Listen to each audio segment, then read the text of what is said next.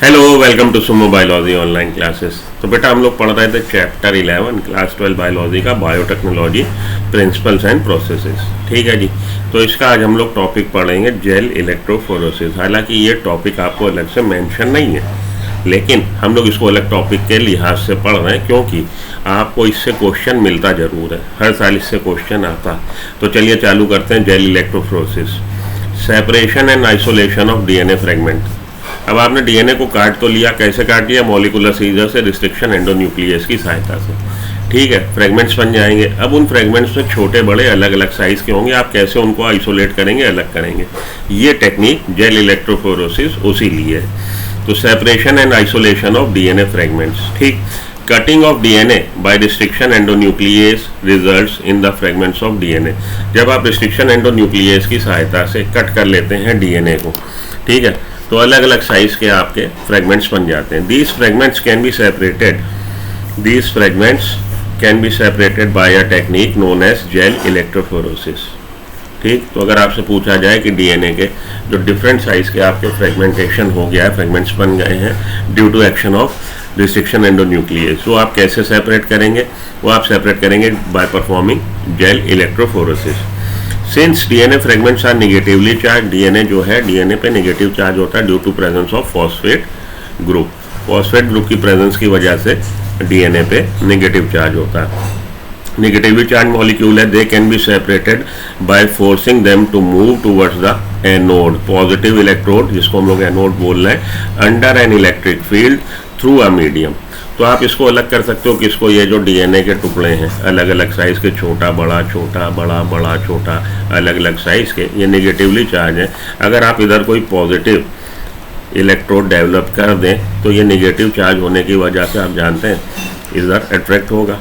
इधर अट्रैक्ट होने में बीच में कोई मीडियम है, उस मीडियम में जब ये मूव करेंगे तो आप मानिए अगर आप इधर से फोर्स लगा के, सिमिलर फोर्स लगा के, यहाँ पे कार है, ट्रक है, मोटरसाइकिल है और बाइसिकल है, तो अगर आप एक ही फोर्स से, सेम फोर्स से अप्लाई करके इनको मूव करा रहे हैं तो कौन सी व्हीकल सबसे तेज़ी से मूव होगी? जो लाइटर होगी।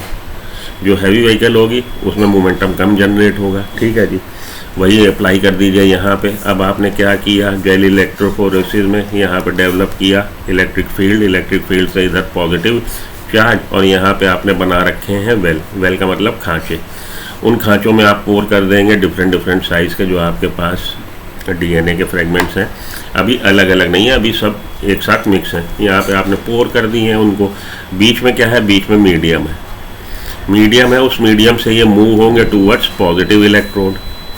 ये नेगेटिव चार्ज डीएनए फ्रेगमेंट्स पे, इधर पॉजिटिव चार्ज, तो पॉजिटिव चार्ज की तरफ मूव होना चालू होंगे क्योंकि सेम फोर्स अप्लाई हो रही है। इलेक्ट्रिक फील्ड से जो फोर्स जनरेट हो रही है सेम फोर्स से अप्लाई हो रहे हैं, लेकिन मीडियम में मूव होने की वजह से, मीडियम किसका बना हुआ? मीडियम अगारोस जेल का बना हुआ। अगारोस जेल क्या है? पॉलीमर है जो आपने सीवीड से लिया। सीवीड से लिया, अब आप उसको हीट कर देंगे, हीट करके उसको सेटल होने देंगे, ठंडा होने देंगे। जो ठंडा होने पे वो सीव इफेक्ट आ जाता है उसमें, वो जिस तरह से सेट होगा, मानिए जेली की तरह सेट हुआ, उस जेली में सीव्स, छोटे छोटे छेद हैं, उन्हीं से ये मूव होके, कौन? डीएनए मूव होके किधर जा रहा? पॉजिटिव इलेक्ट्रोड की तरफ। तो सबसे ज़्यादा दूरी तक कौन खिंच जाएगा? यहाँ से ये वेल जो है, इस वेल से सबसे ज़्यादा दूर कौन पहुँच जाएगा? जो ज़्यादा तेज़ी से मूव होगा। ज़्यादा तेज़ी से मूव कौन होगा? जो लाइटर होगा। लाइटर कौन होगा? जो छोटा फ्रेगमेंट्स होगा।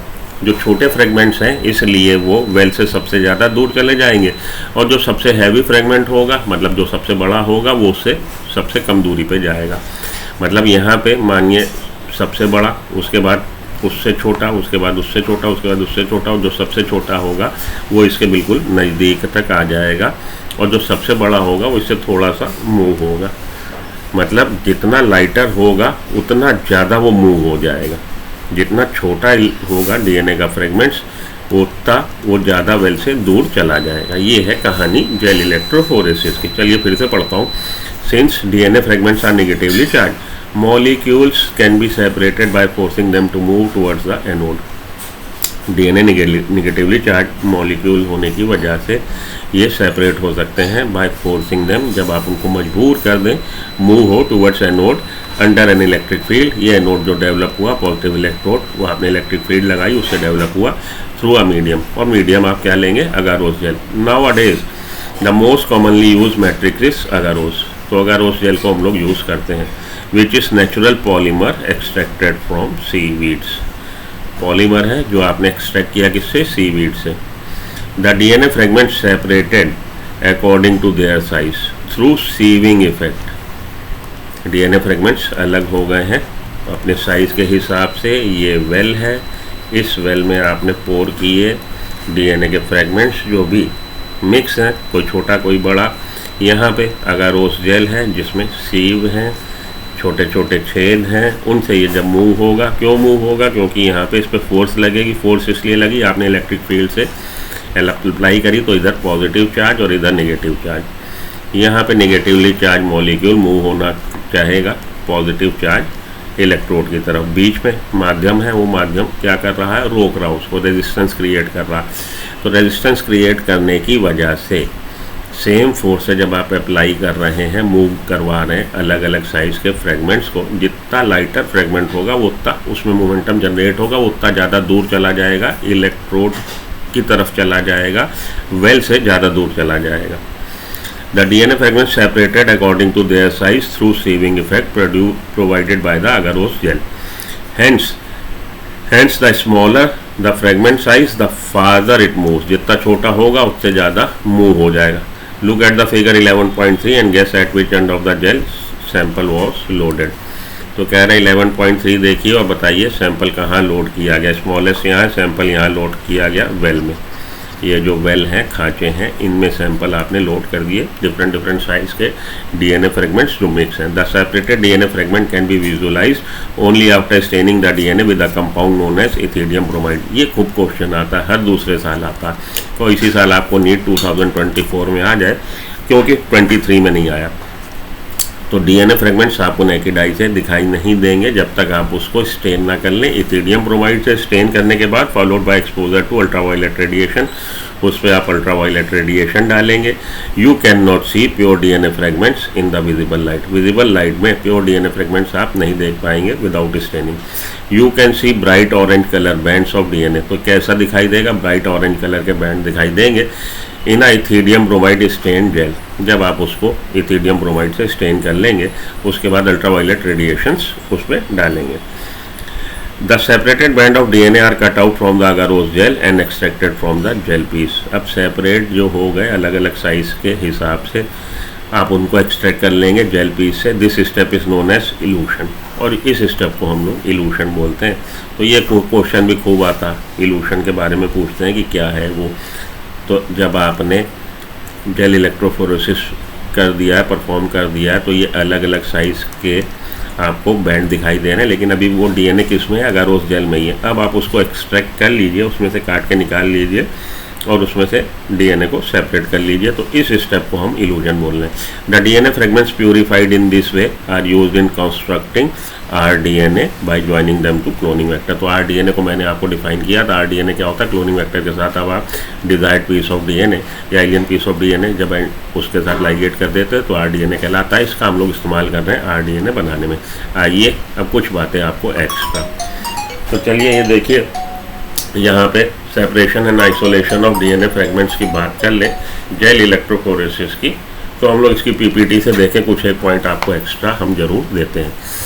तो cutting of DNA by restriction endonuclease result in the fragment of DNA, ये टेक्निक किसने डेवलप करी, टाइसिलियस ने डेवलप करी 1937 में। अब इलेक्ट्रोफोरेसिस, जेल इलेक्ट्रोफोरेसिस जो है केवल डीएनए के लिए हम लोग यूज़ नहीं करते। इससे आप कोई भी चार्ज मॉलिक्यूल, वो आरएनए हो, डीएनए हो या कोई भी ऐसा मॉलिक्यूल जिस पे चार्ज है, उसको आप अकॉर्डिंग टू इट्स साइज अलग कर सकते हैं। तो ये चीज़ आप ध्यान में रखिएगा कि जेल इलेक्ट्रोफोरेसिस स्पेसिफिकली अगर हम बोलें प्रिसाइजली कि भाई ये डीएनए के लिए है तो गलत हो जाएगा, ऐसा कॉन्सेप्ट ना डेवलप कर लीजिएगा। डीएनए हो, आरएनए हो या कोई भी मॉलिक्यूल जिस पे चार्ज है, तो प्रोटीन भी इवन अगर चार्ज है तो आप उसको उसके साइज के हिसाब से अलग कर सकते हैं under the influence of electric field. तो electrophoresis is the technique of separation of molecule such as DNA, RNA और protein on the basis of their size. ठीक है, ये बात आप याद में रखिएगा, थोड़ी थोड़ी बातें आपको एक्स्ट्रा मिलती रहनी चाहिए। आगे चलूँ।